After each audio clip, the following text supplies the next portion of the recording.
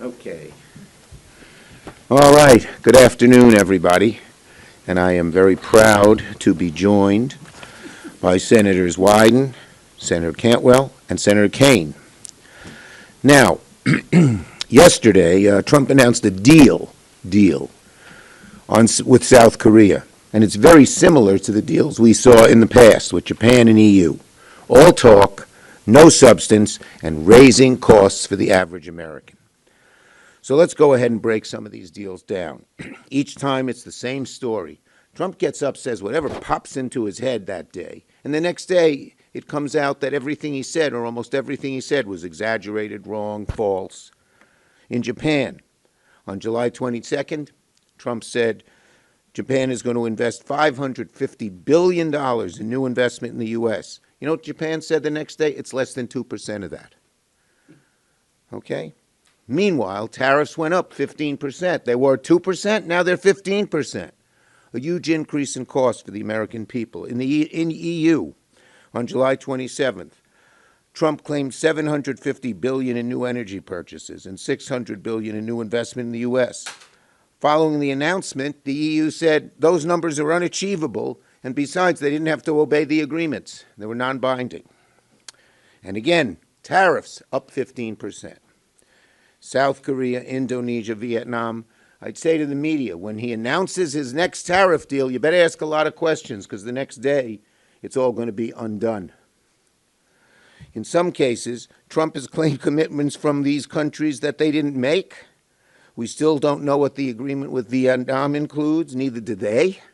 They've said that. Trump claimed a deal nearly a month ago, but neither side agrees on what he agreed to in Vietnam. So what is this chaos? Our businesses, our small businesses, our medium-sized businesses, our large businesses need some degree of certainty, and all they're getting is chaos and inflation. You saw the numbers yesterday. So the Trump tariff trade war is a trade war on the American people. We've seen this week the chaos and uncertainty. Business investment down 3%. In good part because people don't know what the tariffs will be. No one knows what's coming when Donald Trump has no plan, no strategy, and he's not honest about what he presents. But we do know one thing. Tariffs are up since Trump took office. Look at the price of goods. Leather, 40% higher. Fresh produce, 7% higher. Cars, 12% higher. Computers and electronics, 18% higher. It is estimated the average American family will pay $2,400 more a year because of the Trump tariff tax. Amazing. That's a lot of money for a lot of people. It's often more than raises people get for the whole year. Okay, when Trump came into office, the EU tariff was 2%. Now it's 15%. Don't look at what number Trump shot out there before. The real change is what it was and what it is. And in almost every case, it's gone up significantly.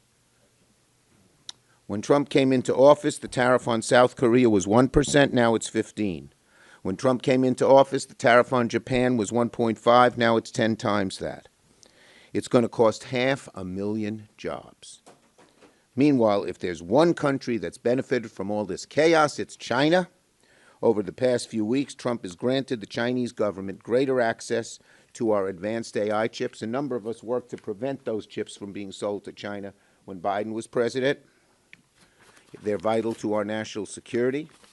Trump's hitting the brakes on new restrictions on other sensitive tech exports to Chinese companies. We had restrictions. So, our kids, our grandkids, and even us, we're going to suffer when China starts catching up and getting ahead of us on key industries like AI, where they can dominate many parts of the global economy and even the way of global thinking.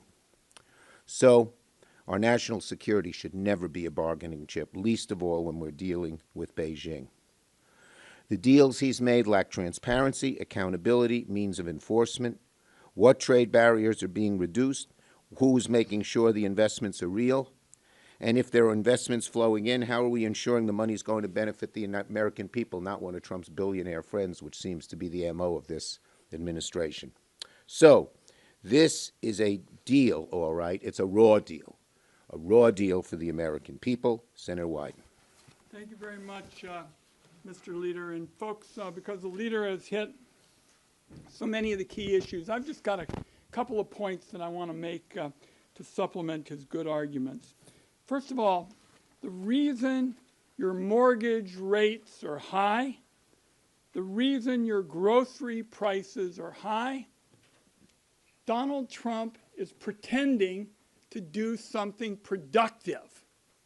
That's what this is really all about. And with these agreements, and some of them I can tell you are not much more than a napkin with a few lines squiggled on it, are not opening up markets for our farmers and manufacturers. And on the Finance Committee, we take a special interest in following the money. And this Trump trade recipe is a recipe for corruption. All the details about these so-called agreements are hidden. Nobody knows about them. And in fact, often they get denounced by a so-called signer before they even get in the news media.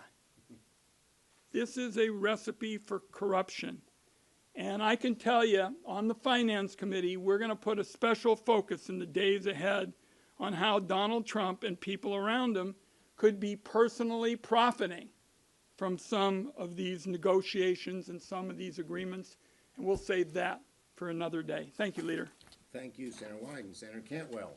Well, thank you, Leader Schumer, for bringing us together on this critical topic. First, the United States Senate should not be hearing about trade or tariff policies and developments by watching cable TV. The administration officials should be telling the Congress exactly what these proposals are. This is serious business with broad economic consequences and affecting all our constituents. The Congress needs to see the fine print on what these deals really mean. The Trump tariffs will increase prices on the American consumers, as we see here. The increased price overall for 2025 tariffs on average are expected to be $2,400 in reduced income for Americans. The Seattle Times had an article this morning that ground beef was selling for $14.49 a pound. The cost of a basic T-shirt has risen from $10 to $25. And Procter & Gamble, the maker of household staples like Tide and Charmin toilet paper, said because of the tariffs, they are hiking prices next month about 25% on their products in order to offset a $1 billion hit they are going to take because of the tariffs. The president is also threatening tariffs on pharmaceuticals. We cannot afford any higher prices on drugs. At a time when American people are already struggling to afford life-saving drugs, the administration is trying to make them more expensive. When the administration talks about how much revenue is coming from these tariffs, the revenue is coming right out of the pockets of Americans. Don't be fooled. The parade of handshakes, press releases is meant to distract from the very real possibility the Federal Court of Appeals will rule that the Trump administration does not, never had, the legal authority to unilaterally raise taxes on imports without coming to Congress first. Let's be clear, what the Trump administration is trying to pull off is the unconstitutional power grab of Congress's revenue-raising authority. Why should we stand back and let the President of the United States raise taxes on Americans with these tariffs? The American people deserve transparency, and they deserve lower prices. They were promised lower prices. Where are they? Thank you, Senator Cantwell. Senator Kaine. Thank you. Well, thank you to my colleagues and to our leader and to all of you for coming. We're going to be on a recess sometime. And I know one thing. I know one thing about the recess, which is the four of us are all going to be doing something very similar. We're going to be traveling around our states, and we're going to be hearing a ton from our constituents. The last time I traveled around Virginia for a week was in April, and I'm going to be doing the same thing next week. And in April, at the front end of this tariff thing, here's what I was hearing. The tariff regime is increasing our costs. Businesses that bring in aluminum and steel, for example, which is everything from big manufacturers to the pie shop that buys aluminum pie tins from Canada, their costs are going up, and that affects their ability to sell. There's a second effect. of the tariffs, which is the retaliation. When Donald Trump puts tariffs on other nations, they're going to put them on us. And in Virginia, that is hitting the ag and forestry sector the hardest. A sector that's already been hit pretty hard by low commodity prices in the last few years, that's being hit pretty hard by some of the deportation policies. So the retaliatory tariffs are like the second punch. And then the third punch is the reputational effect. We've got businesses now, or consumers in Canada, for example, they will not buy American products. They will not travel to the U.S. because they're so mad about the disrespect that is being visited upon them by Trump. So there's a triple level effect of raising the costs of imports, leading to retaliatory effects, and then a reputational effect that's really socking our people. And what you're seeing, and this is a good one, there is like a stair step of costs that are going up. Back to school this year is going to cost a lot more than back to school last year. And then Thanksgiving shopping this year, it's going to cost an awful lot more than last year. Then Christmas holiday shopping even more. The stair-step effect of it is really affecting folks. Chaos is next. The way Donald Trump does this, announce it, pause it, like Mexico. Well, why don't we wait another 60 or 90 days on Mexico? Offer an exception to you, but not to you. Nobody knows what to expect. And as I traveled around Virginia in April, I'm going to hear it again next week, I have a business. I want to invest more. I'm ready to invest, but I can't invest till I know what the rules are going to be. Or maybe I'm a multinational business. I could invest in the United States, or I could invest in Europe, or I could invest somewhere else. But I can't make an investment decision if I don't know what the rules are going to be. There's a lot of capital sitting on the sidelines now that should be invested in the American economy that isn't being invested because of the chaos. And then finally, the last point I'll make is corruption. President Trump announced yesterday something among all the unprecedented, truly unprecedented. It is an emergency that Brazil has chosen to prosecute a friend of mine. And therefore, as a president, I'm declaring under emergency powers a 50% tariff on all goods from Brazil, a nation where the U.S. has a trade surplus, not a trade deficit, because his friend is being prosecuted. That is not an emergency under IEPA. That is an unprecedented use of that power, and we need to take steps, and my colleagues here and I will take steps to challenge the president's use of the emergency powers in this most unusual way. Glad to be together with a team that is battling these chaotic, consequential, and corrupt tariffs that are hurting Americans. Thank you, Tim. And before we get to questions, Tim mentioned you couldn't believe he would do something he did yesterday. Here's even something more confounding, some breaking news. Just now, the White House announced construction of a $200 million White House ballroom that will begin in September. A $200 million ballroom. Where'd this money come from? Did Congress appropriate it? I don't think so. It's almost like DOGE was never about waste at all. It was about cutting services to help Trump and his billionaire buddies. So it seems that DOGE was all about making cuts on Americans to fund their ballroom? Was that what DOGE was all about? So let's recap Trump's week in terms of its economic effect on American people and in terms of corruption. This week, he opposed stock trading bans for members of Congress and the president, something we support. He's now spending $900 million to refit his corrupt plane from gutter. He announced plans to build himself a new White House ballroom so he can eat his cheeseburgers in there in luxury. And he's imposing a new double tax on American families through his tariffs. As was said, costs, chaos, corruption, all embodied this week as typical on this subject. I promise I have a question on this subject, but aesthetically, on the White House construction, it will be almost 2 times the size of the main White House building. Yes. What are your thoughts on that? You're a New Yorker. Listen, I'm happy to eat my cheeseburger at my desk. I don't need a $200 million ballroom to eat it in. Understood. Okay, entree.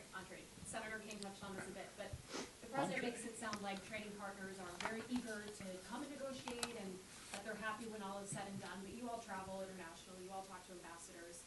Reputationally, what is this doing to the United States? It's making Trump's tariff negotiations, tariff threats, tariff chaos is making, first, a fool of the United States in the eyes of the nations of the world. And second, The worst thing is because we care about the average American, $2,400 more in costs? Look at that. It's crazy. And since you mentioned Tim, I was just going to bring Tim over. Yeah, but what was the question? I was so Okay, you listening to can- you. I On wasn't the world stage, what, Yeah. you know, well. And Ron can, Well, you were just Ron is, tell them about your visit. Ron Wyden is on the world stage. He knows. All of us have been interested in this, but I took a bipartisan delegation to Canada, and one of the principal questions just a few days ago was who they were going to make alliances with other than the United States, because it was clear that they didn't know what was going to happen. They didn't know whether they heard that a deal was going to be on this particular approach, and then it was kind of taken in a completely different direction. So there's no question that the relationships that we have forged over the years, in some cases for decades, particularly in terms of having these alliances, we've got people we can count on, based on what we saw in Canada, are taking a big toll, and we really have no better friend than Canada. So if they're walking and not interested in some of these deals, that's a message. And on a Can I give an strategic, example? yeah, I was just going to say, on a strategic basis, instead of him allying with our allies against China when China does all kinds of trade imbalances with us and doesn't treat us fairly, he's having them join with China against us. How profoundly stupid and unthought out. Can I give I'm going to give an example. I was in Germany in April to talk to Germany about aid to Ukraine. So I went to Kyiv, Berlin, and Warsaw, and it was all focused on Ukraine. But everywhere I got, before I could talk about my issue, they were like, well, wait, what about tariffs? So here would be the German example. They rewrite their constitution to enable them to put more into defense. They elect a new government that's probably the most pro-U.S. government that they've had in Germany for a very long while. And the government that's elected, the new chancellor, has a mandate, and that's jumpstart the German economy that's been in the doldrums since 2019. So you're meeting with the new government. It's like, we are your friends. We are together with you in Ukraine. We want to put in more. We're pro-U.S. We just got elected with a mandate. You are the biggest obstacle standing in the way of us and the mandate we just got from the German people, because the tariffs are going to hurt this German export economy so badly. So as Chuck said, these are punishing our allies more than our adversaries, and sometimes they're even punishing Americans more than our allies. The president cuts a deal to put a 15% tariff on Japanese products.